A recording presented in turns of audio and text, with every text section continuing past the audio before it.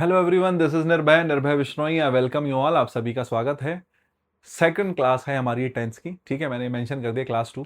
और पहली क्लास हमने पढ़ ली थी, कुछ बेसिक हमने पढ़ा था, प्रेजेंट इंडेफिनिट पढ़ा, कंटिन्यूस पढ़ा, और कंटिन्यूस और परफेक्ट कंटिन्यूस के बीच का डिफरेंस देखा। और उसके बाद हम जो है हमने एक चीज़ और देखी कि जो कंटिन्यूस होता है, सॉरी, जो परफेक्ट कंटिन्यूस होता है, परफेक्ट कंटिन्यूस के साथ में टाइम दिखाने के लिए दो ही शब्द आते हैं, सिंस और फोर।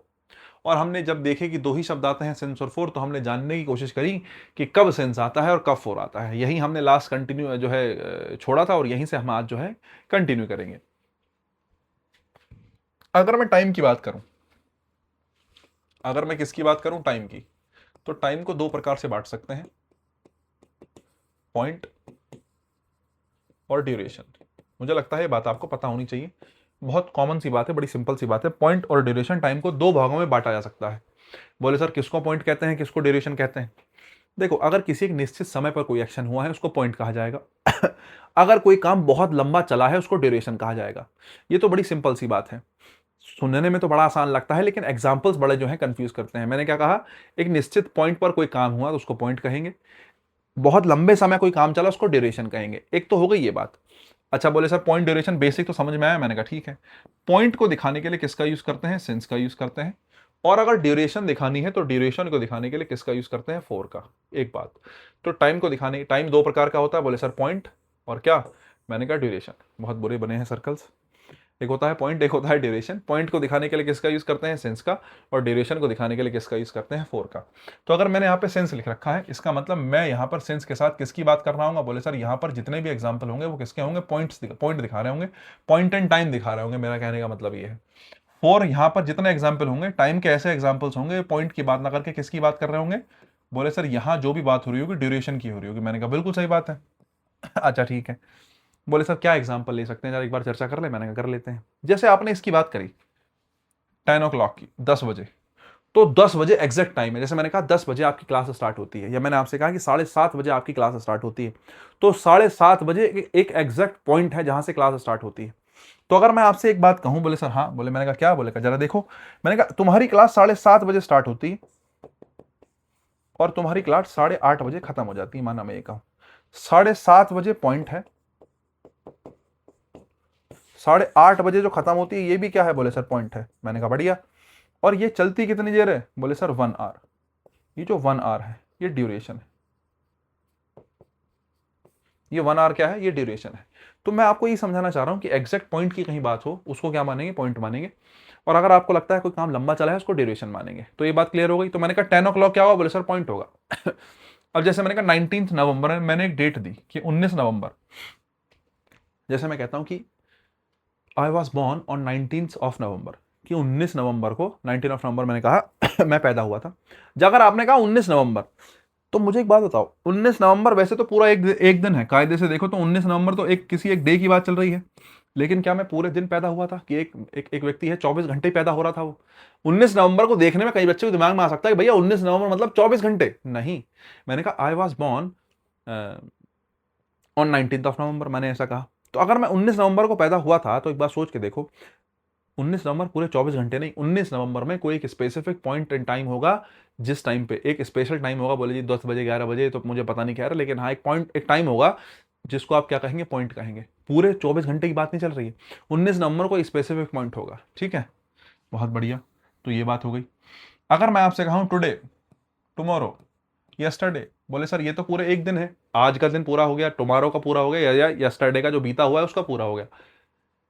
ऐसा नहीं है, पूरा 24 घंटे नहीं है। जैसे मैंने कहा कल जो हूं मैं बाजार गया था, तो कल तुम्हारा बाजार जाना, कल के लिए तुमने कहा कल मैं बाजार गया, तो कल तो यस्टरडे हो गया। लेकिन यस्टरडे भी तुम 24 घंटे बाजार थोड़ी गए थे। यस्टरडे में किसी एक स्पेसिफिक पॉइंट पर, माना 5 बजे शाम को बाजार गए, तो शाम को 5 बजे, यस्टरडे का मतलब यहां यस्टरडे से नहीं है।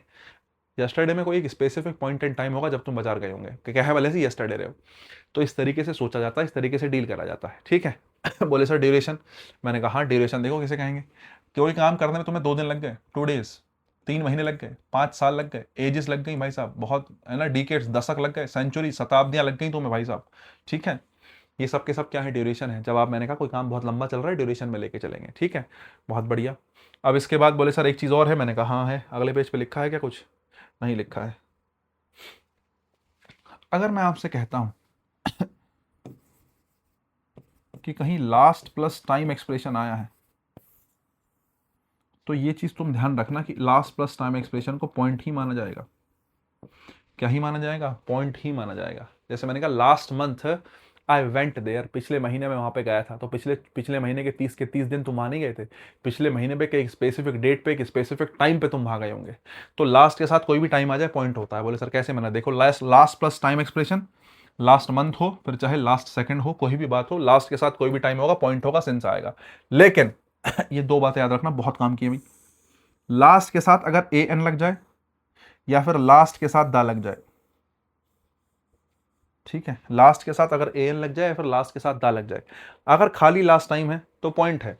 लेकिन अगर लास्ट के साथ ए या एन लग गया या फिर लास्ट के साथ दा लग गया, तो ध्यान रखना इन दोनों को ही क्या माना जाएगा? ड्यूरेशन माना जाएगा। डी बना दिया, डी से समझ जाना, इन दोनों को ही क्या माना जाएगा? ड्यूरेशन। अगर लास्ट टाइम है तो पॉइंट है, और लास्ट के साथ कोई भी आर्टिकल आ गया, लास्ट आ मंथ या 1 मंथ, लास्ट आ टाइम या मतलब आया 1 की जगह 2 3 4, लास्ट 2 मंथ्स, लास्ट 3 मंथ्स, या फिर लास्ट 1 मंथ, लास्ट आ मंथ, बात वही है। या फिर द लास्ट मंथ आ जाए, ऐसा कुछ भी हो जाए, तो ये सब के सब ड्यूरेशन होते हैं। दोनों में यही फर्क है। देखो लास्ट आ मंथ क्या है? बोले सर ड्यूरेशन है। लास्ट मंथ क्या है? पॉइंट है। द लास्ट मंथ क्या है? लास्ट मंथ से पहले दा लग गया, ड्यूरेशन है। और लास्ट मंथ क्या है? बोले सर पॉइंट है। इतना सा ध्यान रखना है। बोले सर अब हो कैसे रहा है? हो ऐसे रहा है, बस इतनी सी कहानी है। ठीक है, पॉइंट और ड्यूरेशन तो तुम्हें समझ में आ गया होगा। अगर मैं ए या एन की बात करूं, उसका मतलब किससे निकलता है? 1 से निकलता है ना। अगर मैं कहता हूं लास्ट मंथ, तो लास्ट मंथ जो है किसी पॉइंट को दिखा रहा होगा। किसको दिखा रहा होगा? बोले सर पॉइंट को। लेकिन वहीं अगर मैं यही वाली बात लिख दूं और मैं कहूं लास्ट आ मंथ, तो इसका मतलब क्या है? इस ए का मतलब क्या है? 1 से ही है। मैं आपसे पूछूं ए या एन बना बना किससे है? ए या एन 1 की ही तो वीकर फॉर्म है। 1 की वीकर फॉर्म को ही ए या एन कह दिया। मैं आपसे पूछूं दा किससे बना है? भाई दिस दैट से ही तो दा बना है। दिस या दैट की वीकर फॉर्म क्या होती है? दा होती है। दा के बदले दिस दैट मान सकते हो, दिस दैट के बदले दा मान सकते हो, कोई समस्या नहीं है। तो अगर मैं आपसे कहूं लास्ट आ मंथ का मतलब किससे है? लास्ट 1 मंथ से है। मैंने कहा बिल्कुल है। तो लास्ट आ मंथ, लास्ट मंथ मतलब पिछले महीने का पॉइंट, लास्ट 1 मंथ मतलब पूरे एक महीने की बात कर रहे हो, पूरे 1 मंथ की बात करी जा रही है। और पूरा 1 मंथ पॉइंट नहीं, क्या होगा? ड्यूरेशन होगा। अगर पूरा एक महीना ड्यूरेशन होगा तो बस इतनी सी ही बात है। बात मुझे लगता है क्लियर होगी आपको। नेक्स्ट देखो, द, चाहिए तो मैंने बता दिया ना आपको कि दिस दैट की वीकर फॉर्म दा होती है। जैसे मैंने कहा यस्टरडे, यस्टरडे का मतलब क्या है? Last day. यस्टरडे का मतलब कल। लास्ट डे मतलब पिछले दिन में कोई एक पॉइंट। लास्ट डे का मतलब है पिछले दिन में कोई एक पॉइंट की बात कर रहे हो, है ना। तो ये क्या है? पॉइंट है। लेकिन अगर मैं कहूं यस्टरडे का मतलब लास्ट आर डे, नहीं, क्योंकि लास्ट आर डे का मतलब समझ रहे हो क्या है?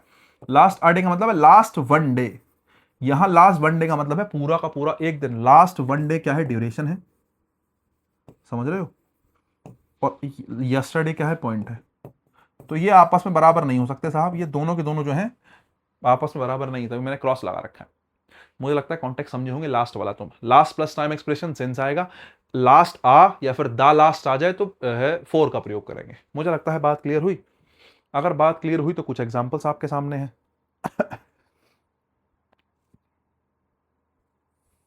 बताओ भाई। लास्ट ईयर है, लास्ट 1 मंथ है, लास्ट आ मंथ है। देखो last year, last plus time expression है, तो बोले सर किसका यूज करेंगे? सिंस का। लास्ट के साथ ए लग जाए या 1 लग जाए, किसका यूज करेंगे? 4 का। ठीक है, लास्ट के साथ आर्टिकल दा लग जाए, किसका यूज करेंगे? 4 का। 1997 किसी साल की बात चल रही है, सन की बात चल रही है, उस पूरे साल की नहीं, उस साल में कोई पॉइंट इन टाइम होगा, तो आप यहाँ 1997 के लिए किसका यूज करेंगे? सेंस का। मॉर्निंग, इवनिंग, सुबह, मैंने आज सुबह चाय पी, तो सुबह तो भाई 5-6 घंटे की हो रही है साहब, है ना। सुबह सुबह बोले 6 बज गए, 6 से 12 बजे तक सुबह है, तो जो सुबह 6 से 12 बजे तक की सुबह है, कहने को तो सुबह, मैंने कहा मैंने आज सुबह चाय पी, तुमने सुबह चाय पी, 6 घंटे थोड़ी चाय पी होगी, इस सुबह के 6 घंटे में भी कोई एक स्पेसिफिक पॉइंट होगा जब टाइम चाय पी होगी। तो इवनिंग मॉर्निंग दोनों के साथ किसका यूज करेंगे? सिंस का। ठीक है, यस्टरडे टुडे है, यस्टरडे है जो है, अच्छा मैंने टुमारो भी लिखा था क्या वहां पे? एक सेकंड रुकना गाइस।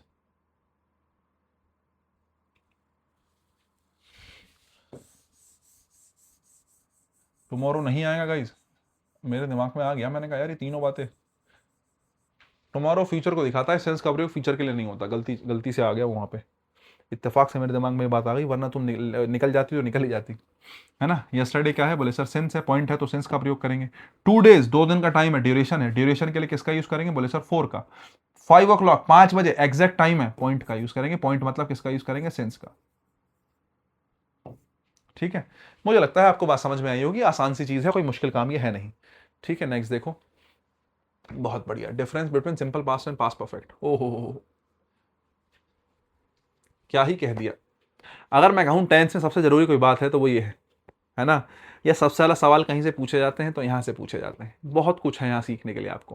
पहले मुझे बताओ, सिंस और फोर समझ में आ गया? बोले सर आ गया। सिंस और फोर के बारे में भी बात करूंगा थोड़ी सी और, कि सिंस का प्रयोग जब करते हैं तो कौन सा टेंस आता है, फोर का प्रयोग करते हैं तो कौन सा टेंस आता है ना। चलो खैर, पहले तो यही वाली बात कर लेते हैं। आ जाओ जरा। ये क्लियर हो गया, सिंस और हो गया, फोर हो गया, डिफरेंस हो गया उसका क्लियर। ठीक है, सिंपल पास्ट और पास्ट परफेक्ट में क्या डिफरेंस है? सिंपल पास्ट होता है, पहली बात तो सिंपल पास्ट किसको कहते हैं? वर्ब की कौन सी फॉर्म को? सेकंड फॉर्म को। और डिफरेंस पूछा है तो वर्ब की सेकंड फॉर्म वर्सेस क्या? Past perfect. पास्ट परफेक्ट मतलब हेड प्लस वर्ब की थर्ड फॉर्म। ठीक है, वर्ब की सेकंड फॉर्म और हेड प्लस वर्ब की थर्ड फॉर्म। अब देखो ध्यान से सुनो, मजबूरी आ गई है अब हमारी टाइमलाइन को समझना। इसके अब टाइमलाइन के बिना काम नहीं चलेगा। टाइमलाइन ही इस टाइम के बाद जीवन है साहब, इसके बिना काम नहीं चलेगा। मैंने कहा अच्छा, बोले हाँ सर ठीक है, चलो फिर। देखो भाई, आ रही है कि बनी हुई? अरे बहुत खराब आ रही है तो, मतलब बहुत जो है पतली सी लाइन आ रही है। चलो खैर कोई बात नहीं।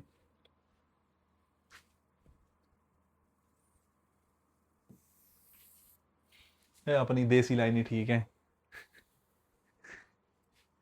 क्योंकि ऊपर जगह कम रह गई थी, मैंने इसलिए खींच ली। देखो भाई, एक लाइन मैंने खींची। एक टाइम होता है प्रेजेंट, एक होता है फ्यूचर,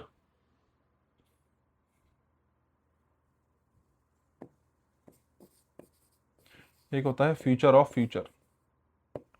ठीक है, एफ यू मतलब फ्यूचर ऑफ फ्यूचर। मैंने आपसे बताया इस वाली बारे में चर्चा कोई नहीं करेगा, समझे? कोई नहीं पूछेगा इस बारे में तुमसे क्या हो रहा है। जो कहानी चलेगी वो मेन यही चलेगी। क्या? बोले सर आ जाओ जरा। प्रेजेंट के बाद, बोले सर प्रेजेंट से पीछे क्या आता है? मैंने कहा पास्ट आता है। बोले भैया पास्ट से पीछे क्या आता है? मैंने कहा पास्ट ऑफ पास्ट आता है। अगर मैं किसी टाइम को पास्ट ऑफ पास्ट कह रहा हूं, इसका मतलब मैं कह रहा हूं हेड प्लस वर्ब की थर्ड फॉर्म। ये बात तुम्हें पता हो। अगर मैं किसी टाइम को पास्ट कह रहा हूं, इसका मतलब इन जनरल मैं कह रहा हूं वर्ब की कौन सी फॉर्म? Second form. अब यहां पास्ट का मतलब केवल सेकंड फॉर्म से नहीं है। जैसे वाज वर्ब प्लस वर्ब की आईएनजी फॉर्म आ गया, तो वाज वर्ब भी तो सेकंड फॉर्म ही है। Is a mark first form होती है, वाज वर्ब सेकंड फॉर्म होती है। तो सेकंड फॉर्म का मतलब वाज वर्ब भी हो सकता है, कोई ऐसी दिक्कत की बात नहीं है। वाज वर्ब के साथ आईएनजी भी हो सकता है। पास्ट ऑफ पास्ट का मतलब पास्ट परफेक्ट है, हो सकता है वर्ब परफेक्ट ना होकर कंटिन्यूस हो। तो पास्ट परफेक्ट भी हो सकता है हेड प्लस वर्ब के थर्ड फॉर्म, या फिर पास्ट परफेक्ट कंटिन्यूस भी हो सकता है। इतना वो नहीं लेना है बिल्कुल एकदम जो है एकदम जो है स्टन हो जाओ बात को लेके कि ऐसा है तो ऐसा ही होगा, नहीं। पास्ट ऑफ पास्ट का मतलब पास्ट परफेक्ट या पास्ट परफेक्ट कंटिन्यूस। पास्ट का मतलब इन जनरल वर्ब की कौन सी फॉर्म? बोले sir second form. Second form का मतलब वाज वर्ब भी हो सकता है, was verb plus ING form भी हो सकता है। हैज हैव की जगह सेकंड फॉर्म में खाली हेड है तो वो भी पास्ट हो सकता है। वो सिचुएशन अलग अलग है। बोले सर ये हो गया प्रेजेंट। एक चीज ध्यान रखना, ये अगर मैं आपसे कहूं टाइमलाइन में कितने एक्शंस होते हैं, हमारे पास एक टाइमलाइन होती है जिसमें टाइम दिखाते हैं। आपके इंग्लिश में 5 ही टाइम होंगे, future, future of future, present, past, past of past. यही बेसिकली 5 टाइम होंगे आपके पास। मैं आपसे कहूं पांचों में कोई फर्क है? बोले सर बिल्कुल फर्क है। क्या फर्क है? यही हमें सीखना है। अगर ये समझ में आ गया तो बात पल्ले पड़ गई। मैं आपको मेन बात बताऊं, इधर से इधर का ही जान लोगे तो काम चल जाएगा। फ्यूचर और फ्यूचर ऑफ फ्यूचर, जब आप पास्ट और पास्ट ऑफ पास्ट समझ जाओगे तो फ्यूचर फ्यूचर ऑफ फ्यूचर हो ही जाएगा। और यहां समझने की आवश्यकता भी नहीं है। मैं आपको चैप्टर के शुरू में बताया कि बहुत ज़्यादा फ्यूचर से सवाल नहीं पूछता है, सवाल पूछेगा प्रेजेंट से, पास्ट ऑफ पास्ट से। ठीक है, आ जाओ जरा। अगर मैं आपसे कहता हूं कि कोई एक्शन हेड प्लस वर्ब की थर्ड फॉर्म में बनाया गया, तो उसके लिए क्या जरूरी है? उसके लिए जरूरी ये है, जैसे मान लेते हैं आपका कोई एक्शन प्रेजेंट पे हुआ, या अभी मैं कहां खड़ा हूं? अभी मैं खड़ा हूं प्रेजेंट पे। ठीक है, जब मैं प्रेजेंट से पीछे चलूंगा तो मेरे पास पहला स्टॉप क्या आएगा? मेरे पास पहला स्टॉप आएगा साहब पास्ट। मेरे पास पहला स्टॉप आएगा पास्ट। और आपको याद होगा मैंने कल की ही क्लास में आपको बताया था कि पास्ट के सिंगल एक्शन के लिए किसका यूज करते हैं? वर्ब की कौन सी फॉर्म का? सेकंड फॉर्म का यूज करते हैं। पास्ट का सिंगल एक्शन वर्ब की कौन सी फॉर्म है? सेकंड फॉर्म है। पास्ट का अगर अकेला एक्शन है तो वो कभी भी हेड प्लस वर्ब की थर्ड फॉर्म में बन ही नहीं सकता। क्यों नहीं बन सकता? क्योंकि जब तुम प्रेजेंट से चलोगे तो तुम अगर पास्ट ऑफ पास्ट पे पहुंच गए, तुमने सिंगल एक्शन को हेड प्लस वर्ब की थर्ड फॉर्म में बना दिया, तो भाई साहब ये जब एक्शन जाएगा तो ये कहां भी टक्कर मारेगा? पहले अरे जब ट्रेन यहां से चली तो सबसे पहले कहाँ रुकेगी? पास पे रुकेगी, तभी तो पास पे जाएगी। बीच का स्टेशन कैसे क्रॉस कर देगी साहब? तो मैं तुम्हें यही समझाना चाह रहा हूँ गाइस, प्रेजेंट से अगर पीछे की तरफ चलोगे तो सबसे पहले क्या आएगा? पास्ट आएगा। अगर अकेला एक्शन है, अगर सिंगल एक्शन है तो वो किस में बनेगा? पास्ट में बनेगा। अगर अकेला एक्शन है तो किस में बनेगा? पास्ट में, मतलब वर्ब की सेकंड फॉर्म में। Single action head plus verb की थर्ड फॉर्म में बनना पॉसिबल नहीं है। अच्छा ठीक है, बोले भैया दो एक्शन हो गए। मैंने कहा चलो दो एक्शन तो बाद की बात है, एक बार जरा दो सेंटेंस देखना, पहला और दूसरा। राम वेंट देयर और राम हैड गॉन देयर। यहां पर मैं आपसे पूछूं एक्शन क्या हुआ? एक ही एक्शन हुआ जाने का, और यही एक्शन जाने का है, had gone there. Single action है पास्ट का। मैं आपसे कहूं दोनों में से कौन सा वाक्य सही है? पहला सही है, दूसरा सही है, दोनों सही है? आपकी जानकारी के लिए बता दूं, वैसे तो तुम बहुत कुछ सोच रहे होंगे, कुछ बच्चे सोच रहे होंगे दोनों सही है, कुछ सोच रहे होंगे हो सकता है दोनों गलत है ना? लेकिन आपकी जानकारी के लिए बता दूं, राम वेंट देयर ठीक है और राम हैड गॉन देयर गलत है। क्यों? हेड प्लस वर्ब की थर्ड फॉर्म क्या है? पास्ट ऑफ पास्ट है। क्या है ये? पास्ट ऑफ पास्ट है। और मैं अभी बता के आया हूं, पास्ट ऑफ पास्ट कभी भी सिंगल एक्शन में आ ही नहीं सकता। क्यों नहीं आ सकता साहब? क्योंकि जब मैं अभी बता के आया हूं, जब तुम प्रेजेंट से पीछे की तरफ चलोगे, क्या बताया मैंने? जब तुम प्रेजेंट से पीछे की तरफ चलोगे तो प्रेजेंट से पीछे की तरफ चलते हुए पहले कौन मिलेगा रास्ते में? प्रेजेंट से पीछे की तरफ चलते हुए रास्ते में मिलेगा कौन? पास्ट। तो अगर सिंगल घटना है तो सिंगल घटना को हेड प्लस वर्ब की थर्ड फॉर्म में नहीं बना सकते। सिंगल घटना को किसमें बनाना पड़ेगा? सेकंड फॉर्म में। यही रीजन है कि मैंने हेड प्लस वर्ब की थर्ड फॉर्म को गलत माना, क्योंकि केवल एक एक्शन हुआ था जाने का, एक एक्शन हुआ था जाने का, और राम के जाने को अकेला एक्शन था, तो वर्ब की कौन सी फॉर्म में बनाया? सेकंड फॉर्म में। और सेकंड फॉर्म यहां किसको दिखा रही है? बोले सर किसको दिखा रही है? पास्ट को। और पास्ट का सिंगल एक्शन वर्ब की कौन सी फॉर्म? Second form. सेंटेंस बिल्कुल सही है, हेड गोन यहां पे गलत है। अगर बात समझ में आई तो एक बात और सुनो। मैंने कहा एक एक्शन ना हो गए, पास्ट के दो एक्शन हो गए। एक एक्शन ना होकर पास्ट के कितने एक्शन हो गए? बोले सर दो एक्शन हो गए। तो जब दो एक्शन हो गए पास्ट के, तो तुम्हें समझ में आना चाहिए पहला माथा टेकेगा पास्ट पे, और जब यहां से पीछे जाओगे, जब यहां से पीछे जाओगे तो एक एक्शन आएगा किस पे? हेड प्लस वर्ब की कौन सी फॉर्म पे? बोले सर थर्ड फॉर्म पे। एक एक्शन यहां आएगा। बोले सर ठीक है। तो मैंने कहा अगर पास्ट के दो एक्शन हो तो हेड प्लस वर्ब की थर्ड फॉर्म तक बात जा सकती है? बिल्कुल जा सकती है। अब ध्यान से सुनना, अगर पास्ट के दो एक्शन आगे पीछे हुए हैं अगर पास्ट के दो एक्शन आगे पीछे हुए हैं, एक एक्शन पहले हुआ उसके बाद एक एक्शन हुआ, ऐसी सिचुएशन है, तो एक हेड प्लस वर्ब की थर्ड फॉर्म से बनेगा और एक वर्ब की कौन सी फॉर्म से बनेगा? सेकंड फॉर्म से बनेगा। अगर दोनों एक्शन आगे पीछे हुए हैं, दोनों एक्शन कहां हुए? आगे पीछे, एक पहले एक बाद में। जैसे मैं आपसे कहूं कि भाई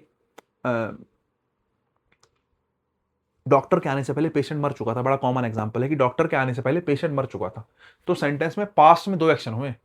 डॉक्टर के आने से पहले पेशेंट मर चुका था, एक पेशेंट का मरना, एक डॉक्टर का आना। लेकिन पहले कौन सा हुआ? सबसे पुराना एक्शन कौन सा है? पहले, सबसे पहले क्या हुआ? सबसे पहले हुआ पेशेंट का मरना, और उसके बाद डॉक्टर आया, बाद में हुआ डॉक्टर का आना। तो सबसे पहले जो हुआ होता है, सबसे पुराना एक्शन जो होता है, उस सबसे पुराने एक्शन के लिए हेड प्लस वर्ब की थर्ड फॉर्म। सबसे पुराना एक्शन हेड प्लस वर्ब की कौन सी फॉर्म? थर्ड फॉर्म, है ना? और इस एक्शन के बाद में अगर मैं आपसे कहूं बाद वाला एक्शन अगर आपको देखना है, तो बाद वाले एक्शन के लिए वर्ब की कौन सी फॉर्म?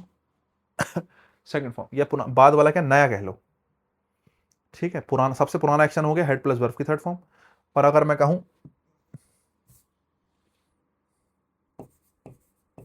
नया एक्शन है, ठीक है, नहीं, तो वर्ब की कौन सी फॉर्म? सेकंड फॉर्म, ठीक है? अब जैसे मैं आपसे कहता हूं कि पास्ट के दो एक्शन है, जो है पेशेंट का मरना और डॉक्टर का आना। पेशेंट का मरना हेड प्लस वर्ब की थर्ड फॉर्म, डॉक्टर का आना वर्ब की कौन सी फॉर्म? Second form. अगर तुम्हें बात समझ में आई तो जरा एक बार एक एग्जांपल देख लो। मैंने कहा अच्छा जरा देखो, ये आ गया, the patient had died before the doctor केम। एक एक्शन हुआ पेशेंट का मरना, एक एक्शन हुआ डॉक्टर का आना। पेशेंट का मरना, डॉक्टर का आना, पेशेंट का मरना, डॉक्टर का आना। अब तुम्हें बात अगर समझ में आई हो कि पेशेंट का मरना सबसे पहले हो गया, जो पुराना एक्शन होता है, पुराना एक्शन है मतलब उसी को तो पास्ट ऑफ पास्ट कहेंगे। सबसे पहले क्या हुआ? सबसे पहले हुआ उसका मरना, और सबसे पहले हुआ तो सबसे पहले सबसे पुराने एक्शन को हेड प्लस वर्ब की थर्ड फॉर्म में। उसके बाद क्या हुआ? ये नया एक्शन क्या है? उस पुराने वाले के बाद का एक्शन क्या है? वर्ब की कौन सी फॉर्म? सेकंड फॉर्म, डॉक्टर का आना। अब मैं कहूं आपसे पास्ट के कितने एक्शन थे? दो एक्शन थे। पास्ट के कितने एक्शन थे? दो एक्शन थे। और दोनों एक्शन आगे पीछे हुए, साथ साथ नहीं हुए। दोनों एक्शन, एक एक्शन पहले हुआ, एक एक्शन बाद में हुआ। पहले पेशेंट मरा, बाद में डॉक्टर आया। अगर आगे पीछे हुए हैं तो पुराने एक्शन के लिए हेड प्लस वर्ब की थर्ड फॉर्म, बाद वाले के लिए सेकंड फॉर्म। जरा और सेंटेंस देखो, ये वाले दो, ठीक है? मैं आपसे कहूं Ram had gone there before Sita came. Sita के आने से पहले राम वहां पे जा चुका था। सीता के आने से पहले राम जा चुका था। तो यहां पर दो एक्शन हुए, एक तो राम का जाना और एक सीता का आना। मैं आपसे कहूं सीता का आना और राम का जाना before Ram had gone there, before Sita के आने से पहले राम जा चुका था, मतलब राम पहले जा चुका था। पहले मतलब पुराना, सबसे पुराना एक्शन के लिए हेड प्लस वर्ब की थर्ड फॉर्म। और जो एक्शन उसके बाद में हुआ सीता के आने से पहले, मतलब सीता बाद में आई, सीता अगर बाद में आई तो जो एक्शन बाद में हुआ होता है वर्ब की कौन सी फॉर्म, सेकंड फॉर्म। वर्ब की कौन सी फॉर्म, सेकंड फॉर्म, ठीक है। अगर तुम्हें बात समझ में आई तो ये सेंटेंस भी क्या है, ठीक है। एक और देख लो, he phoned me after I had left him a message. उसने मुझे कॉल किया जब मैंने उसको एक मैसेज छोड़ दिया था। तो दो एक्शन हुए, एक तो तुम्हारा मैसेज छोड़ना और एक उसका फोन करना। पुराना एक्शन कौन सा है, फोन करना या पुराना एक्शन है, सबसे पहला एक्शन है मैसेज करना। तुमने उसे मैसेज छोड़ा तो सबसे पुराना एक्शन है मैसेज छोड़ना। जो एक्शन पुराना होता है उसके लिए हेड प्लस वर्ब की थर्ड फॉर्म। और उसके बाद क्या हुआ, उसने मुझे फोन किया। उसने तुम्हें फोन किया या तुमने उसे जो है ही फोन भी, उसने मुझे फोन किया, उसका मुझे फोन करना बाद का एक्शन है। और बाद का एक्शन मतलब वर्ब की कौन सी फॉर्म, सेकंड फॉर्म। या मतलब नया एक्शन वर्ब की कौन सी फॉर्म, सेकंड फॉर्म। पास्ट के दो एक्शन थे, आगे पीछे हुए। पुराने एक्शन के लिए हेड प्लस वर्ब की थर्ड फॉर्म और उसके बाद के एक्शन के लिए वर्ब की कौन सी फॉर्म, सेकंड फॉर्म। मुझे लगता है बात समझ में आई होगी। तो ये वाला सेंटेंस भी ठीक है, ये वाला भी ठीक है और ये वाला भी ठीक है। केवल एक गलत है, कौन सा वाला, ये बिफोर बॉल वाला। बाकी A B C D, sorry, A C D E सारे ही सही हैं, केवल एक सेंटेंस गलत है। बहुत बढ़िया। तो पास्ट के दो एक्शन आगे पीछे हो गए तो ऐसा हो जाएगा। कई बार ऐसा होता है, तुमने डायरेक्ट से इनडायरेक्ट बनाते हुए बहुत जगह देखा होगा। कई बार ऐसा होता है कि सेंटेंस में कोई एग्जामिनर क्या करता है, दोनों एक्शन ही हेड प्लस वर्ब की थर्ड फॉर्म पे बना देता है। पास्ट के कोई दो एक्शन दे रखे हैं और दोनों हेड प्लस वर्ब की थर्ड फॉर्म पे हैं। अब तुम खुद बताओ मुझे, तुमने टाइमलाइन पढ़ ली, दो एक्शन है पास्ट के, दोनों हेड प्लस वर्ब की थर्ड फॉर्म पे बना दी। क्या पॉसिबल है कि वो दोनों एक्शन हेड प्लस वर्ब की थर्ड फॉर्म पे चले जाएं? दोनों एक्शन हेड प्लस वर्ब की थर्ड फॉर्म पे कैसे चले जाएंगे, होके कहां से जाएगा, पास्ट से ना। दो आदमी दोनों के दोनों हेड प्लस वर्ब की थर्ड में पहुंच गए, ऐसा हो जाएगा कि दोनों हेड प्लस वर्ब की थर्ड फॉर्म पे पहुंच गए हो? ग्रामेटिकली पॉसिबल ही नहीं है। एक सेंटेंस में दो दो क्लोजेस आई और दोनों के दोनों हेड प्लस वर्ब की थर्ड फॉर्म में हो, नॉट पॉसिबल। क्यों नहीं पॉसिबल साहब? अरे हेड प्लस वर्ब की थर्ड फॉर्म में पहुंच कैसे जाओगे? पहुंचने के लिए पहले कहां जाओगे, पास्ट पे। कहने का मतलब एक एक्शन कहां होगा, पास्ट पे।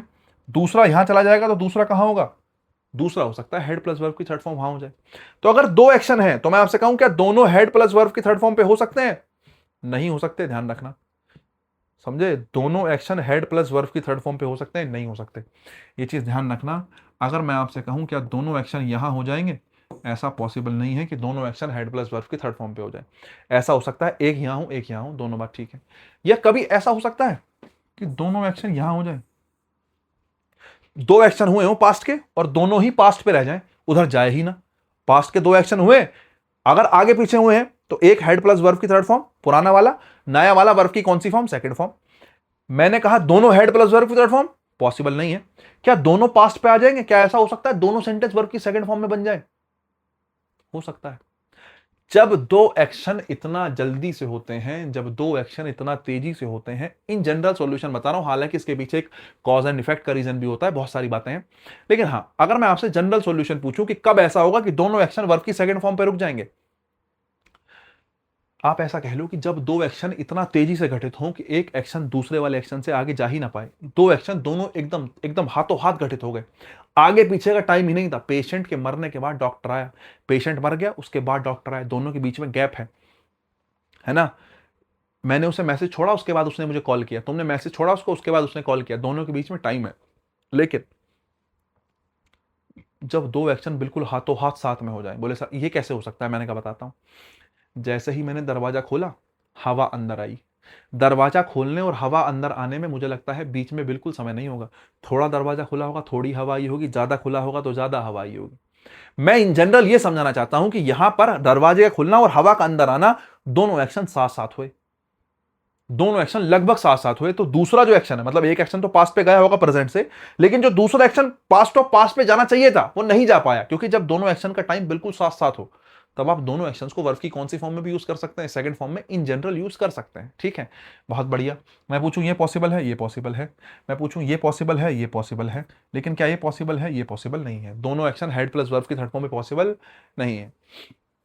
बहुत बढ़िया, बात समझ में आ गई होगी मुझे लगता है।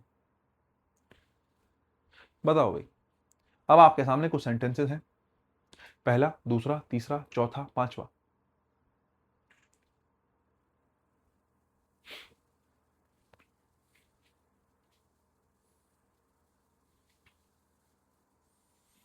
वैसे तो मुझे लगता है मैंने आपको जितनी बात समझा दी है उसके बाद इनमें से किसी में भी गलती नहीं होनी चाहिए, सच बता रहा हूँ। अगर हो रही है तो दिक्कत है। अभी बताया ना टाइमलाइन सिखाई ना, टाइमलाइन सिखाई तो इसमें कहीं भी दिक्कत नहीं होनी चाहिए। टाइम ले लो, सच बता रहा हूँ। तुम अपने हिसाब से लगाओगे तो ज़्यादा बेहतर होगा। टाइम ले लो, करो जरा सेंटेंस एक बार सॉल्व, क्या कर सकते हो।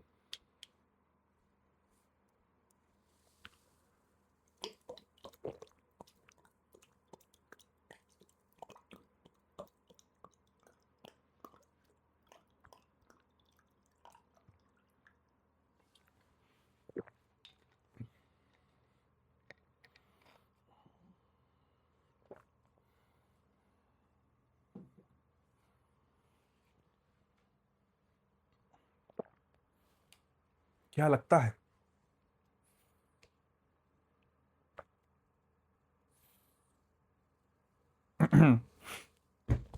चलो खैर, बहुत हो गया मुझे लगता है। मैंने पानी वानी पी लिया है, मुझे लगता है तसल्ली हो गई है काफ़ी अब। और अब जो है वो आपकी जिम्मेदारी है कि आप बताएं कि कौन सा गलत है कौन सा सही है। हाँ जी। अच्छा, एक बात करते हैं, चर्चा करते हैं थोड़ी सी।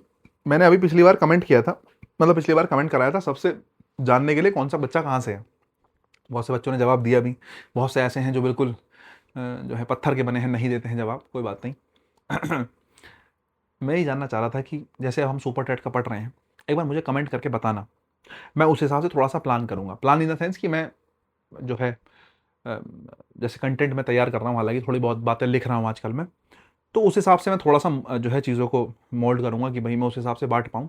कमेंट करके बताना। अगर जैसे कुछ बच्चे टीजीटी वाले होंगे, इसमें कुछ बच्चे पीजीटी वाले होंगे जो ग्रामर पढ़ना चाह रहे हैं, जिनके यहाँ ग्रामर बहुत सारी आती है, तो कमेंट करके मुझे बताना कि कौन बच्चा टीजीटी पीजीटी का है। टीजीटी पीजीटी वाले बच्चे मुझे जरूर बताना। DSSS की तैयारी कर रहे हो, किसी और की तैयारी कर रहे हो, एटलीस्ट बताना मैसेज कमेंट करके। और जो सुपर टेट वाले हैं उनका तो खास करके बनता है साहब, बैच पे केवल आपका ही नाम है एक सुपर टेट करके, ठीक है, क्योंकि आपकी संख्या ज़्यादा है, मेन बात तो यही है। हालांकि बैच तो है, बैच जो है वो तो सभी के लिए है, जो है स्टेनो वाले पढ़ लो, सुपर टेट पढ़ लो, सीजल वाले पढ़ लो, ग्रामर तो ग्रामर है साहब, है ना। और अंडरस्टैंडिंग देने का काम है मेरा। अंडरस्टैंडिंग एक बार आ गई, किसी एग्जाम में बैठ जाना, दिक्कत कहीं से कहीं तक आएगी नहीं। लेकिन हाँ, मैं क्वेश्चन अगर बनाऊंगा तो मैं थोड़ा सा बस इस चीज़ का ध्यान रखूंगा कि हाँ मैं इस चीज़ को थोड़ा सा दिमाग में रख पाऊँ कि कितना बच्चा मेरे पास कौन सा वाला है।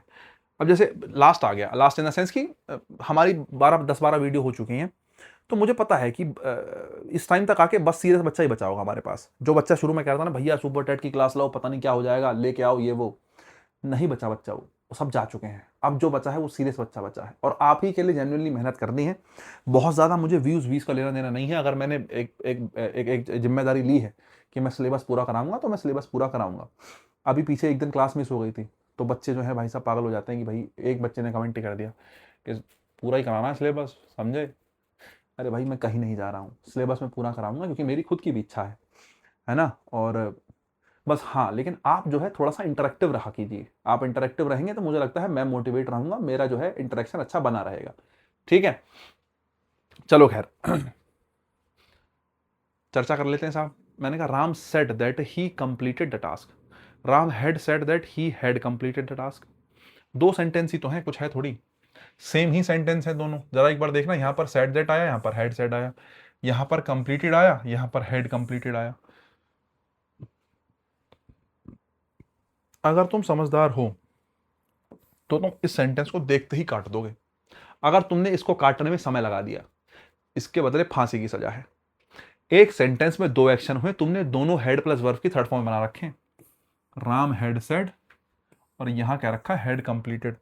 मैं 2 मिनट पहले बता के आया हूं, दोनों एक्शन कभी भी हेड प्लस वर्ब की थर्ड फॉर्म पे नहीं जा सकते। ऐसा पॉसिबल ही नहीं है कि दोनों एक्शन हेड प्लस वर्ब की थर्ड फॉर्म पे चले जाएं। अगर तुम्हें बात समझ में आई मेरी, तो बोले सर ये तो गलत हो गया। मैंने कहा गलत हो गया। अब जरा मैंने पहला वाला देखो, Ram said that he completed the task. उसने, राम ने कहा कि उसने टास्क कंप्लीट कर लिया है। दो एक्शन हुए, एक तो कंप्लीट करना और एक उसका कहना। अब मैं आपसे पूछूं दोनों एक्शन के साथ साथ हुए होंगे? मेरा काम, जैसे मैंने, तुमने काम कंप्लीट कर लिया, मैंने तुम्हें होमवर्क दिया, तुमने कंप्लीट किया, कंप्लीट करके तुमने मुझे मैसेज किया कि भैया मैंने कर लिया या सर मैंने कर लिया। पहले कंप्लीट हुआ होगा, बाद में बताया गया होगा, है ना। तो मैं आपसे कहूं पुराना एक्शन कौन सा है? पुराना एक्शन है कंप्लीट होना। और नया एक्शन कौन सा होगा पास्ट का? बोले सर उसका बताना। ठीक है, वैसे पुराना नया कहना थोड़ा सा अजीब लगता है। जो है पास्ट ऑफ पास्ट या पास्ट कहना है कह लो, वो तो चलो खैर ठीक है, इंग्लिश में हो जाएगा, तुम हिंदी मीडियम बच्चा हो हमारा, चलो खैर ठीक है नहीं। पहले और बाद का कहना भी बेहतर है, ठीक है नहीं, जो एक्शन पहले हुआ है ना, पहले कौन हुआ, बोले सर कंप्लीट किया गया, बाद में कौन हुआ, बोले सर बाद में कौन हुआ, बाद में कहने का काम हुआ। जो एक्शन पहले होता है या पुराना होता है, पहले या पुराने वाले एक्शन को हेड प्लस वर्ब की थर्ड फॉर्म से दिखाते हैं।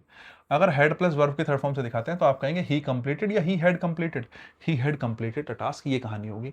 बाकी राम ने कहा है कहने का एक्शन बाद में हुआ, जो एक्शन बाद में होता है नया होता है उसके लिए वर्ब की कौन सी फॉर्म आती है, सेकंड फॉर्म, जो कि बिल्कुल सही है। कुल मिला के कंप्लीटेड को हेड कंप्लीटेड कर लेना, इतनी सी बात है, और अब सेंटेंस क्या हो जाएगा, सही हो जाएगा आपका, ठीक है। बहुत बढ़िया, जरा ये देखो, ये चलो लास्ट वाला देखो, as soon as I went out of my house it started raining. Remote कहाँ है इसी का यार, गर्मी लग रही है। हाँ जी, क्या मैं कह रहा था, as soon as I went out of my house it started raining, जैसे ही मैं घर के बाहर गया और वैसे ही क्या होने लग गया, बारिश पड़ने लग गई। तुम घर के बाहर गए और बारिश पड़ने लग गई, अगर मैं ये कह रहा हूं तुम्हारा बाहर जाना एक एक्शन है और बारिश पड़ना स्टार्टेड रेनिंग एक एक्शन है, लेकिन आपने कहा एज सून एज, जैसे ही बाहर गया वैसे ही बारिश पड़ने लगी। मुझे बताओ क्या दोनों एक्शंस के बीच में टाइम होगा, सोच के देखो। तुम्हारा घर से बाहर जाना, तुमने घर से बाहर कदम रखा और बारिश पड़ने लग गई साहब, दोनों एक्शन लगभग साथ में हुए होंगे, दोनों के बीच में टाइम है नहीं, टाइम गैप नहीं है, दोनों एक्शन लगभग साथ में हुए। और जब दोनों एक्शन लगभग साथ में हुए तो दोनों को वर्ब की कौन सी फॉर्म से, सेकंड फॉर्म से दिखाया जा सकता है, कोई समस्या की बात नहीं। मैंने आपसे कहा ना, जब दो एक्शन लगभग लगभग साथ में हो जाए, एक एक्शन पीछे जा ही ना पाए, तो दोनों को ही वर्ब की कौन सी फॉर्म से दिखा देते हैं, सेकंड फॉर्म से दिखा देते हैं। बात समझ में तुम्हें आ गई होगी, बहुत बढ़िया।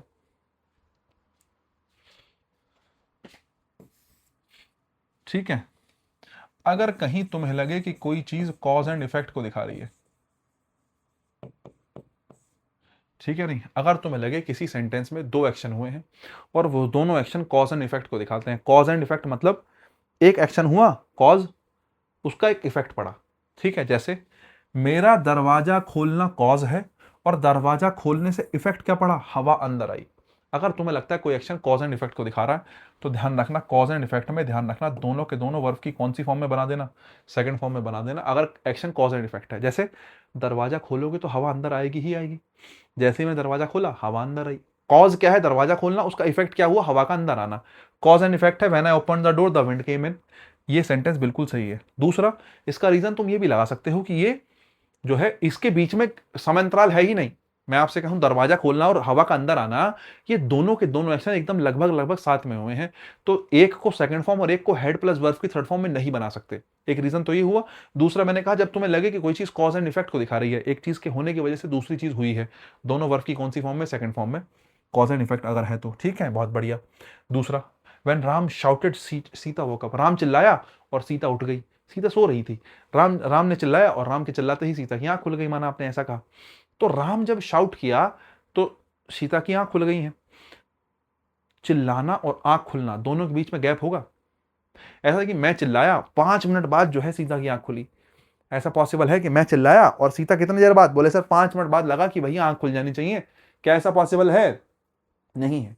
चिल्लाना और आंख खुलना दोनों लगभग साथ का एक्शन है, दोनों के बीच में टाइम गैप नहीं होगा, और दोनों के बीच में टाइम गैप नहीं होगा, इसलिए दोनों को वर्ब की कौन सी फॉर्म में बना सकते हो, बोले सर सेकंड फॉर्म में बना सकते हो। इसलिए ये दोनों सेंटेंस भी क्या है, ये वाला सेंटेंस भी क्या है, सही है। बाकी इसको कॉज एंड इफेक्ट में डाल सकते हैं, बिल्कुल डाल सकते हैं, मैं इसको कॉज एंड इफेक्ट में डाल सकता हूं। क्या, when Ram shouted Sita woke up, Ram के चिल्लाना कॉज है और उसका इफेक्ट क्या पड़ा, सीता की आंख खुल गई। राम चिल्लाया, कॉज, कारण क्या था, चिल्लाना, कॉज हुआ, और उसका इफेक्ट क्या हो गया, बोले सर उसकी आंख खुल गई। तो कॉज एंड इफेक्ट है, तो भी दोनों वर्ब की कौन सी फॉर्म, सेकंड फॉर्म। मुझे लगता है बात समझ में आ गई होगी, बहुत बढ़िया। अब देखो इस जो बात मैंने तुम्हें समझाई है, अब ये मैंने लिख रखी है, देख लो। Single action of past verb की कौन सी form, second form.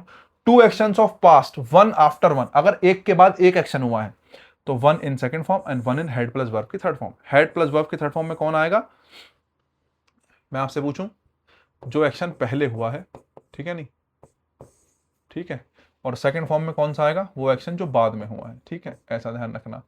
Two actions in past together या ऑलमोस्ट टुगेदर, जब दो एक्शन पास्ट के हैं जो लगभग लगभग साथ में ही घटित हो गए, तो दोनों के दोनों वर्ब की कौन सी फॉर्म, सेकंड फॉर्म। एक और पॉइंट लिख सकते हो, अगर तुम्हें लगे क्या कि टू एक्शंस जो है शो कर रखे हैं जो कि क्या दिखा रहे हैं, कॉज एंड इफेक्ट दिखा रहे हैं। तो कॉज एंड इफेक्ट अगर कोई दो एक्शन दिखा रहे हैं, वही ऊपर वाली लाइन ही है, दोनों के दोनों किस में आएंगे, बोथ इन वर्ब की कौन सी फॉर्म, सेकंड फॉर्म। मुझे लगता है बात तुम्हारे समझ में आ गई होगी, पल्ले पड़ गई होगी मैं क्या कहना चाहता हूं। बहुत बढ़िया। आ जाओ भाई, प्रेजेंट परफेक्ट पे आ गए हम। देखो बहुत सारी बात है करने लायक। प्रेजेंट परफेक्ट पे आने से पहले हमें इतना तो पता होना चाहिए कि कौन से टेंस के साथ टाइम लगा होना जरूरी होता है और कौन से टेंस के साथ टाइम लगा होना जरूरी नहीं होता। ये तुम्हें पता होना चाहिए। अगर तुम्हें नहीं पता तो दिक्कत है। हाँ, देखो भाई, अगर तुम्हें कहीं परफेक्ट कॉन्टिन्यूस मिला है तो उसके साथ क्या दिया होना जरूरी है, टाइम दिया होना जरूरी है। ठीक है, अच्छा ठीक है। अगर कहीं तुम्हें पास्ट इंडेफिनिट दिया है, मतलब वर्ब की कौन सी फॉर्म, सेकंड फॉर्म, इसके साथ टाइम हो भी सकता है और इसके साथ हो सकता है टाइम ना भी दिया हो। जो जैसे कहीं वर्ब की सेकंड फॉर्म लगाते हैं ना, तो वर्ब की सेकंड फॉर्म के साथ टाइम हो सकता है दिया भी हो सकता है ना भी दिया हो। जैसे मैं कहता हूं कि भाई I was born at 5 o'clock, 5 बजे में पैदा हुआ था, आपने टाइम मेंशन कर दिया। या फिर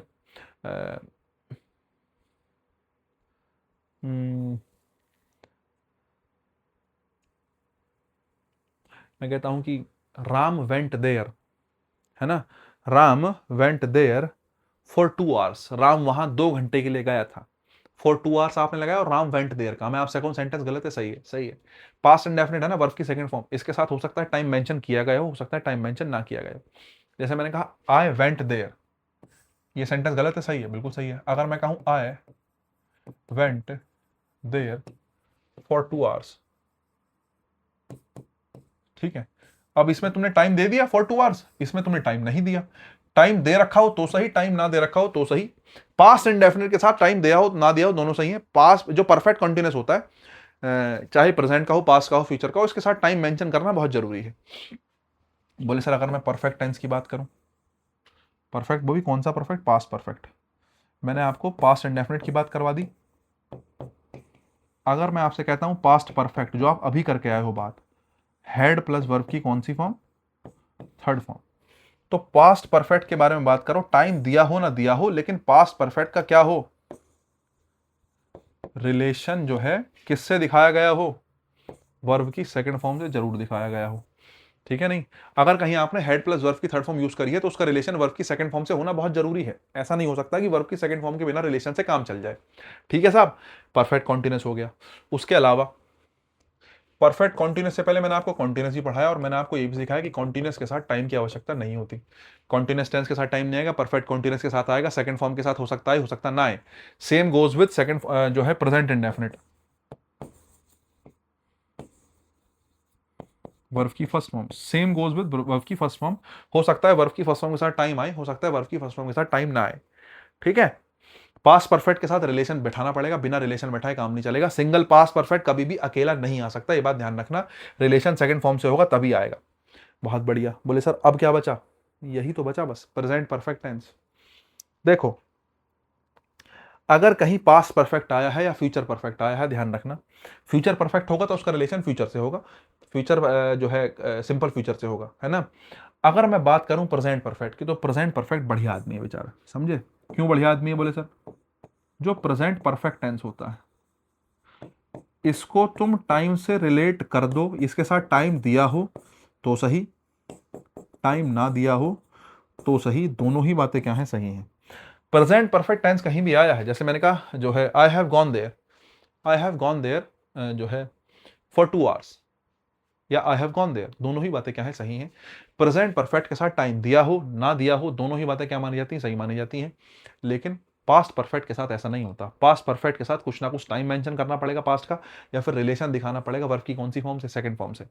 पास्ट परफेक्ट को रिलेट करना जरूरी होता है।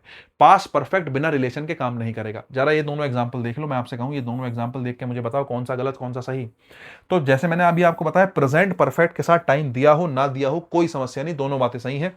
प्रेजेंट परफेक्ट को रिलेट करने की जरूरत नहीं होती, प्रेजेंट परफेक्ट बिना रिलेशन के भी ठीक होता है। लेकिन पास्ट परफेक्ट कभी भी अकेला नहीं आएगा, इसको रिलेट करना पड़ेगा ही पड़ेगा। इसका रिलेशन वर्ब की सेकंड फॉर्म से या फिर किसी ना किसी प्रकार से किससे, किसी पास्ट एक्शन से रिलेट करना पड़ेगा। चाहे कोई पास्ट रिलेटेड वर्ड हो, चाहे कोई पास्ट रिलेटेड टाइम हो, चाहे कोई पास्ट रिलेटेड एक्शन हो, कुछ ना कुछ रिलेट करना पड़ेगा वर्ब की सेकंड, हेड प्लस वर्ब की थर्ड फॉर्म को। हेड प्लस वर्ब की थर्ड फॉर्म जो है रिलेट करना ही पड़ेगा, ठीक है नहीं, क्या करना पड़ेगा, रिलेट करना पड़ेगा किसी ना किसी पास्ट के एक्शन से। लेकिन प्रेजेंट परफेक्ट के साथ टाइम दिया हो तो सही, ना दिया हो तो सही। ये बहुत कंफ्यूजन वाली बात होती है, बच्चे को क्लियर ही नहीं होता कि टाइम दिया है तो सही है गलत है। बच्चा अंदाजा लगाता टाइम दिया तो गलत कर दूं, नहीं भाई, जो पास्ट परफेक्ट है यही टाइम के साथ रिलेट होता है। पास्ट परफेक्ट ही किसके साथ होता है, टाइम के साथ रिलेट होता है।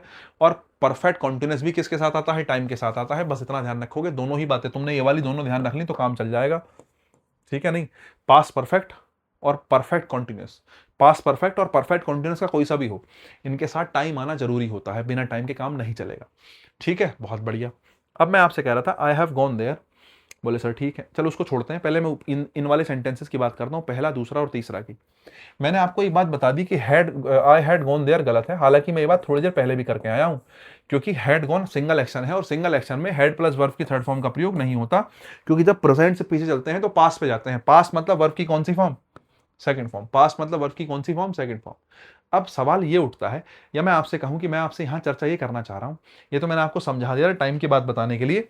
अभी फिलहाल मैं आपसे ये समझाना, ये डिस्कस करना चाहता हूं कि मुझे बस एक बात बता दो, एक ये वाला सेंटेंस आई वेंट देयर और एक ये वाला sentence I have gone there, इन दोनों में क्या डिफरेंस है, मैं आपसे डिफरेंस जानना चाहता हूं। अगर मैंने कहीं दो बातें लिख रखी हैं, आई वेंट देयर और आई हैव गॉन देयर, दोनों में क्या डिफरेंस है, बस इतनी बात तो मुझे बता दोगे, काम चल जाएगा। कंफ्यूजन यही होता है, बहुत बारीक सी बात है, लेकिन हम कई बार कंफ्यूज हो जाते हैं कि कहां पे सेकंड फॉर्म आएगी और कहां पे हैव प्लस वर्ब की थर्ड फॉर्म आएगी। अगर मैं इन दोनों की हिंदी तुमसे जानना चाहूं ना, तो दोनों की हिंदी बिल्कुल सेम है। अगर तुम पुराने जमाने की किताब पढ़ोगे, जो बहुत, मतलब अब तो मैं नाम भूल गया, जो हम हमारे यहाँ जो है हिंदी में बुक लगी, इंग्लिश की बुक लगती थी, वो हिंदी ट्रांसलेट होती थी बिल्कुल, ल्यूसेंट करके आती थी, ल्यूसेंट की आती थी, कोई क्या आती थी, नहीं मैं नाम तो भूल गया।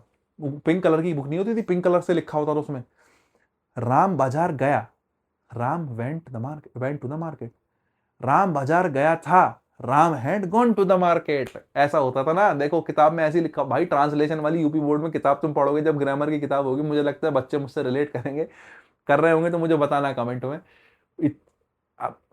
मतलब मैं नहीं, नाम तो मुझे याद ही नहीं बुक का, हालांकि लेना भी नहीं चाहिए, किसी की किताब को खराब नहीं करना चाहिए, सबकी किताब अच्छी होती है। लेकिन मैं ये कह रहा हूं कि, और एक एक चीज ये भी है कि उस टाइम पर उसी तरीके से सिखाना बेहतर होगा, मेरे हिसाब से, मेरा ही मानना है, उस टाइम पे इसी तरीके से सिखाना बेहतर होगा जिस तरीके से सिखाया गया, कि राम वहां गया तो सेकंड फॉर्म, गया था तो हेड प्लस वर्ब की थर्ड फॉर्म, जबकि ऐसा कुछ नहीं होता। ये दोनों ही सेंटेंस ठीक है, दोनों का मीनिंग सेम है। मैं तुमसे कहूं मीनिंग अलग है, मीनिंग दोनों, राम वेंट देयर, राम वहां गया, Ram have gone there, Ram वहां गया, दोनों ही बातें सेम है, दोनों में कोई फर्क नहीं है।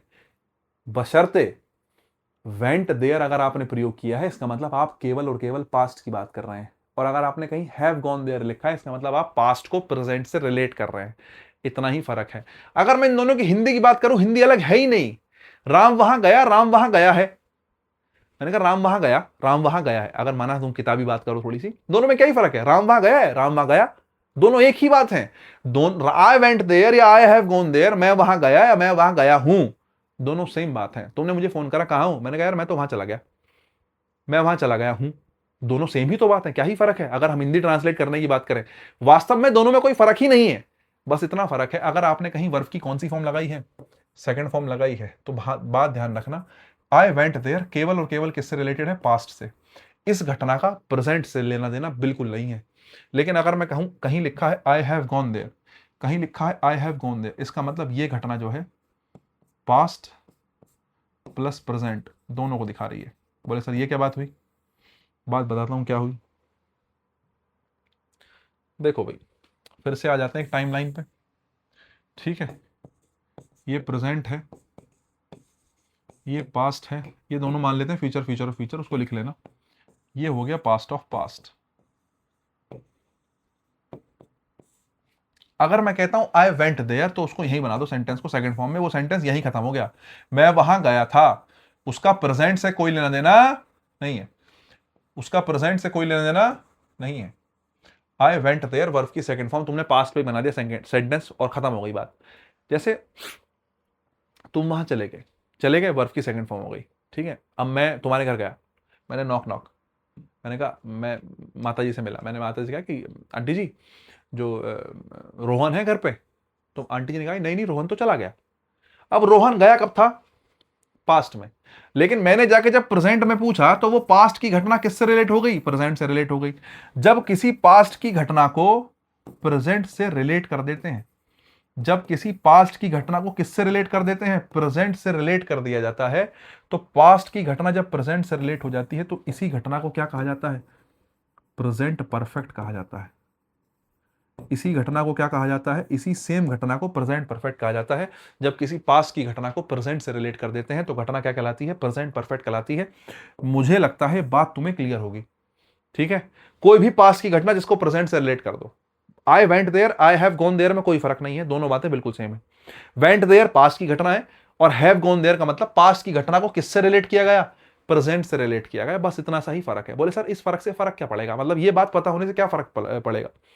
जमीन आसमान का फर्क पड़ेगा। जब तुम्हें कोई लाइन कंफ्यूज करेगी और जब तुम उस लाइन का कॉन्टेक्स्ट निकालोगे, मीनिंग निकालने की कोशिश करोगे, तब तुम सोचोगे कि वो लाइन केवल पास्ट से रिलेटेड है तो उसको सेकंड फॉर्म में बनाऊंगा। अगर उस लाइन का किसी प्रकार से प्रेजेंट से रिलेशन बैठ गया तो वो घटना पास्ट प्लस प्रेजेंट हो जाएगी। और जब कोई घटना पास्ट प्लस प्रेजेंट होती है तो उसको क्या कहते हैं? प्रेजेंट परफेक्ट कहते हैं। तो मैं अगर आपसे पूछूं कि मैं अगर आपसे पूछूं कि यहाँ पे प्रेजेंट परफेक्ट तो लिखा है, या यहाँ पे आपने क्या सीखा, मैं आपसे पूछूं वर्ब की second form versus has have plus verb की थर्ड फॉर्म सीख गए कि नहीं, ये बताओ। मैं आपसे पूछूं दोनों में क्या फर्क है? बस दोनों में इतना ही फर्क है कि ये किसकी घटना है? पास्ट की। ये किसकी घटना है? Past plus present, past plus present. मुझे लगता है बात क्लियर हो गई होगी। बहुत बढ़िया। अब मैं आपसे पूछूं दोनों सही है? मैंने कहा दोनों सही है। और मैंने आपको क्लास के पहली बार में क्या कहा कि time decides the tense. Time tense को डिसाइड करता है। अभी यहां पे कोई टाइम दिया, I went there, I have gone there, time mention है ही नहीं। अगर टाइम मेंशन नहीं किया गया, दोनों ही बातें सही हैं। I went there, I have gone there, दोनों ही बातें सही हैं। लेकिन अगर आपने टाइम मेंशन कर दिया, बोले सर कैसे? मैं वहां कब गया था? बोले सर यस्टरडे। जैसे तुमने यस्टरडे देखा तो यस्टरडे को देख के तुम्हें समझ में आना चाहिए कि बात किसकी हो गई। बोले यार बात तो पास्ट की हो गई। अगर बात पास्ट की होगी तो मैंने कहा पास्ट के लिए वर्ब की कौन सी फॉर्म आती है? Second form. इसका मतलब वेंट यहां पे क्या है? सही है। आई वेंट देयर यस्टरडे, ठीक है।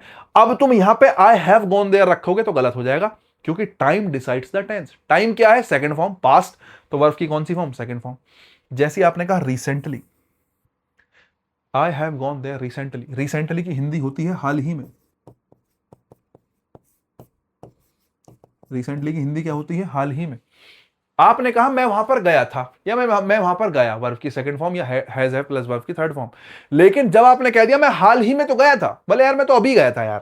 बोले वहां गए थे यार, मैं तो अभी घूम के आया हूं, मैं तो अभी गया था। जब तुमने गए तो तुम कब थे? पास्ट में गए। तुम कब थे? पास्ट में। 2 दिन, 5 दिन, 10 दिन, 1 महीना, 2 महीना पहले गए थे। लेकिन तुमसे किसी ने पूछा वो कब गए थे यार? बोले अभी तो गया था यार। तो पास्ट की घटना को जब तुमने अभी तो कह दिया, तो पास्ट की घटना को किससे रिलेट कर दिया? प्रेजेंट से। अभी का मतलब बस अभी कुछ दिनों पहले ही, अभी प्रेजेंट।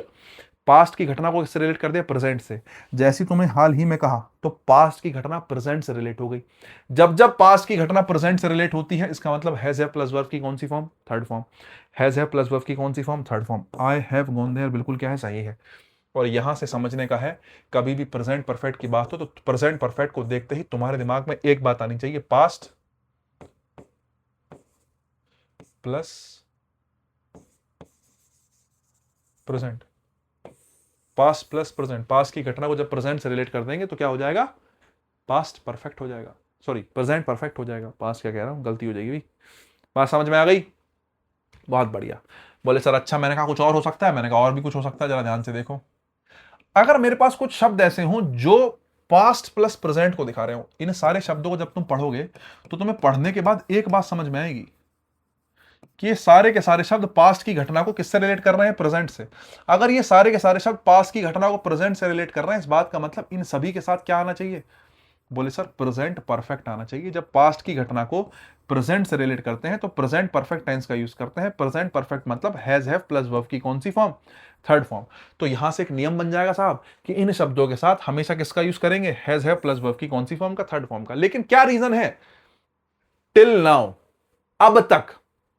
मैंने कहा राम अब तक घर नहीं आया है। टिल नाउ मतलब अब तक। अब तक से कोई सेंटेंस बनाया, मैंने कहा राम अब तक घर नहीं आया, मतलब गया कब था? अब तक राम घर नहीं आया मतलब गया कब था, पास्ट में, और पास्ट से लेके अब तक मतलब पास्ट की घटना को किससे रिलेट कर दिया, प्रेजेंट से, पास्ट की घटना को किससे रिलेट कर दिया, प्रेजेंट से। जब पास्ट को प्रेजेंट से रिलेट करा कौन सा टेंस बनता है, बोले सर प्रेजेंट परफेक्ट बनता है। अगर प्रेजेंट परफेक्ट बनता है तो टिल नाउ के साथ प्रेजेंट परफेक्ट का यूज होगा। बोले सर टिल नाउ कह लूं, मैंने कहा कह लो, सो के साथ ये हटा लेना भाई, सो फार, सो फार का मतलब भी क्या होता है, अब तक ही होता है, ठीक है। बाय नाउ अब तक होता है, बाय दिस टाइम भी क्या ही होता है, अभी तक ही होता है, ठीक है नहीं। By this point of time भी क्या होता है, अभी तक ही होता है, ठीक है नहीं। येट का मतलब भी क्या होगा, अभी तक ही होगा या अभी भी होगा, ठीक है नहीं, अभी भी या अभी तक। तो ये सारे के सारे शब्द किसको दिखा रहे हैं, बोले सर अभी भी को। अच्छा बोले सर रिसेंटली, रिसेंटली होता है, लेटली होता है और ऑफ लेट होता है, ये तीनों का मतलब है हाल ही में। इन तीनों का मतलब क्या है, हाल, इन तीनों का मतलब है हाल ही में। अगर मैं तीनों का मतलब हाल ही में निकाल रहा हूं, हाल ही, मैंने कहा ये काम हाल ही में तो हुआ है, मतलब हुआ तो पास्ट में था, लेकिन तुमने उसको रिलेट कर दिया कि बस अभी तो हुआ है, हाल ही में, past plus present, present perfect, इन सभी शब्दों के साथ प्रेजेंट परफेक्ट टेंस का प्रयोग किया जाता है। क्लियर है बात, बोले सर क्लियर है। अच्छा ठीक है, मैं आपसे कहूं कि येट आया है ना, येट के मामले में एक बात ध्यान रखना बहुत जरूरी, येट हमेशा प्रेजेंट परफेक्ट लेता है, येट के साथ हमेशा प्रेजेंट परफेक्ट टेंस आता है, और साथ में प्रेजेंट परफेक्ट का कौन सा टेंस जो टाइप आता है, negative. Present perfect plus negative yet के मामले में ध्यान रखना, क्योंकि येट मीनिंग ही ऐसा कैरी करता है कि उसके साथ नॉट लगाना पड़ेगा ही। राम हैज कम येट, या राम अब तक आया है, नहीं राम अब तक नहीं आया, अब तक आया कि राम आ गया है। अगर अब तक आया मतलब आप कह रहे हो राम अभी आया, अभी आया तो नाउ लगा लो, है ना। लेकिन आप कह रहे हो अब तक नहीं आया, तो येट जो है अपने साथ नॉट का मीनिंग हमेशा लेके ही चलता है, बिना नॉट के मीनिंग जो है सेंटेंस का बन ही नहीं पाएगा। तो Ram has not come yet, अगर मैं आपका हूं येट आया तो बोले सर प्रेजेंट परफेक्ट का नेगेटिव, सेंटेंस बिल्कुल क्या है, सही है, Ram has not come yet, present perfect का नेगेटिव, ठीक है। Ram has left the city bye now, Ram has left the city bye now. अब देखो बाय के मामले में ध्यान रखना, हालांकि ये बात मैंने आगे बता रखी है, अगर बाय के साथ प्रेजेंट टाइम दे रखा है तो उसके साथ जो सेंटेंस होगा उसमें प्रेजेंट परफेक्ट टेंस आएगा। जैसे कह रहा हूं बाय नाउ, नाउ मतलब प्रेजेंट, नाउ मतलब प्रेजेंट, इसका मतलब यहां कौन सा टेंस आएगा, प्रेजेंट परफेक्ट आएगा। अगर बाई के साथ जो टाइम दे रखा है वो पास्ट टाइम हो गया, तो बाई के साथ वाला जो सेंटेंस है उसमें क्या आएगा, पास्ट परफेक्ट आएगा, ठीक है।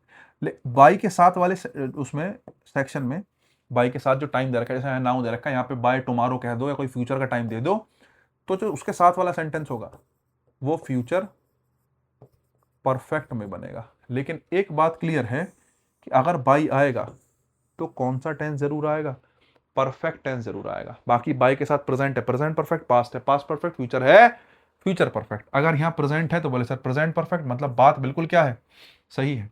I have not read this book lately, I have read this book recently. अगर मैं आपसे कहूं लेटली और रिसेंटली में क्या फर्क है, पेपर में बहुत पूछता है ना, लेटली और रिसेंटली में क्या फर्क है। लेटली और रिसेंटली ध्यान रखना, दोनों के दोनों किस में आते हैं, दोनों के दोनों के साथ प्रेजेंट परफेक्ट टेंस का प्रयोग करते हैं। चाहे बात इसकी हो लेटली की हो, चाहे बात किसकी हो, रिसेंटली की हो, दोनों के साथ प्रेजेंट परफेक्ट टेंस का प्रयोग किया जाता है। लेकिन लेटली जो है प्रेजेंट परफेक्ट के नेगेटिव के साथ आता है और रिसेंटली प्रेजेंट परफेक्ट के अफर्मेटिव के साथ आता है। ज्यादा हो गया क्या, बस इतना ही फर्क है। लेटली प्रेजेंट परफेक्ट के नेगेटिव के साथ आता है और रिसेंटली प्रेजेंट परफेक्ट के अफर्मेटिव के साथ आता है, बस इतना ही ध्यान है। लेटली प्रेजेंट परफेक्ट के साथ, रिसेंटली प्रेजेंट परफेक्ट के साथ, दोनों प्रेजेंट परफेक्ट के साथ आएंगे। हालांकि रिसेंटली कभी कभी सेकंड फॉर्म के साथ भी आ जाता है, लेकिन रिसेंटली हमेशा अफर्मेटिव सेंटेंस में आएगा। प्लस का मतलब अफर्मेटिव से, माइनस का मतलब किससे, नेगेटिव से। बहुत बढ़िया, जरा देखना, प्रेजेंट परफेक्ट का नेगेटिव मतलब बात बिल्कुल सही है। रिसेंटली प्रेजेंट परफेक्ट का पॉजिटिव, जरा देखना प्रेजेंट परफेक्ट का पॉजिटिव बिल्कुल सही है। दोनों ही बातें क्या है, सही है। अब ये लिखी ही सही गई थी बस तुम्हें समझाने के लिए, ठीक है।